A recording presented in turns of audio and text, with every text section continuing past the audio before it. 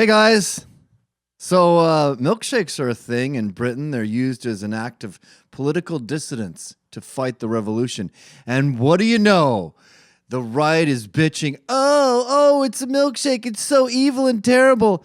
This is what they're scared of. Look at this. Oh no, you poured a milkshake. Oh, it's so horrible. It's the scariest thing ever. It's a little cold. It's not that bad. And I think it's a very effective way of saying who you are as a political person. Tommy Robinson got it recently. There was a sweet Muslim just probably going to do charity work, and Tommy was probably threatening to kill him or something like that. And check it out. The guy said, you know what? We're fighting back for our rights and our people. It better be coming up soon. No, I'm not having it. I'm not taking your racism and your bigotry. Boom. And Tommy's got it twice, actually, recently. And then we had Nigel Farage. He's about to get it. Boom. There's Sargon of Akkad. Hey, Sargon, you're so gone into milkshake land.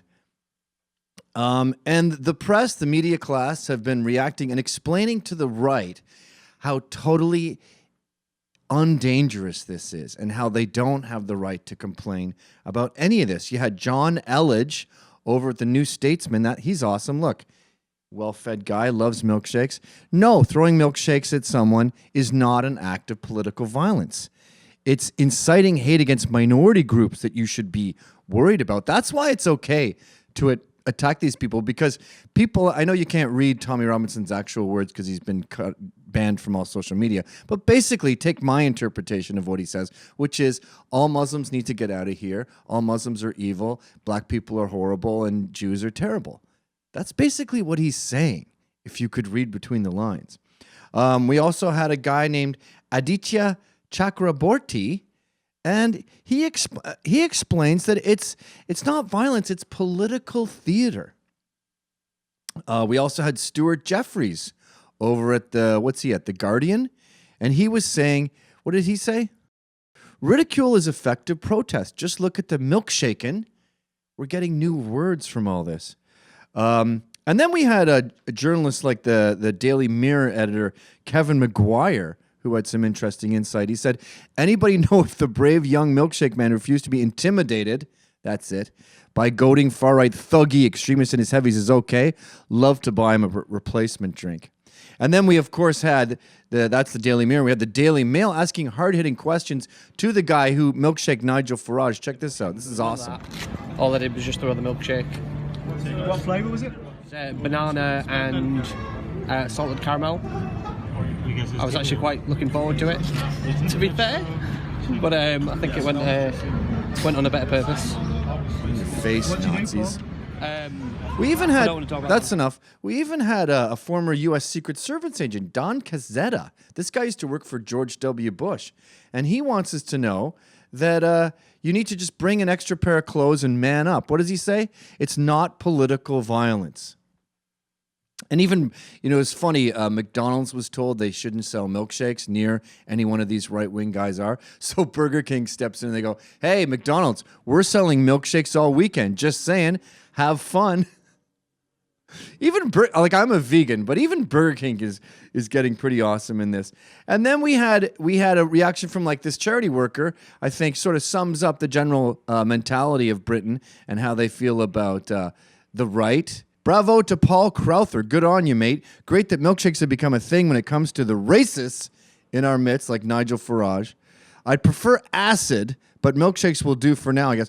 Nigel Farage hit by milkshake during Newcastle walk. Yeah, that's awesome. And that's probably why we should be open to different cultures here, because you can get different types of attacks. So go back to the one above that, the Labour Party one. I thought this was kind of cool. Opposing political parties like Labour Party are promoting this T-shirt that has a milkshake that says, this one's for Tommy. And then you just have other people, chiming in, regular tweets just about Tommy.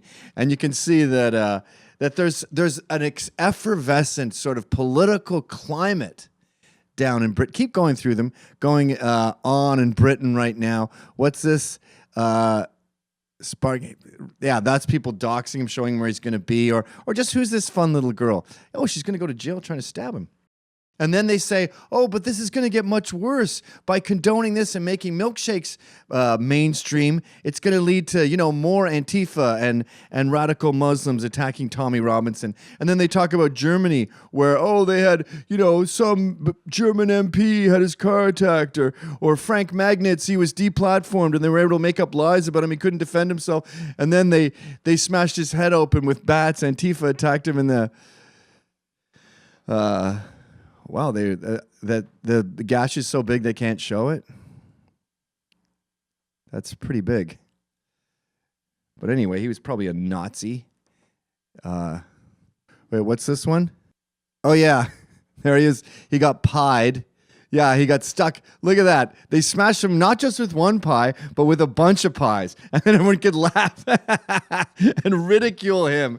They laughed and they ridiculed him because of his Islamic bullshit. And it was a wake-up call to everyone that this guy needs to be deplatformed and depersoned and not taken seriously ever again. No need to talk to him. No need to debate. Just show him who's boss. What's the bottom one? Oh, yeah, he got assassinated a couple months after the pies.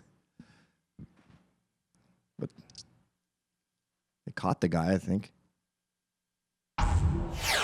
I am Miles McInnes. I make videos about social justice. To see them all, go to nohate.com.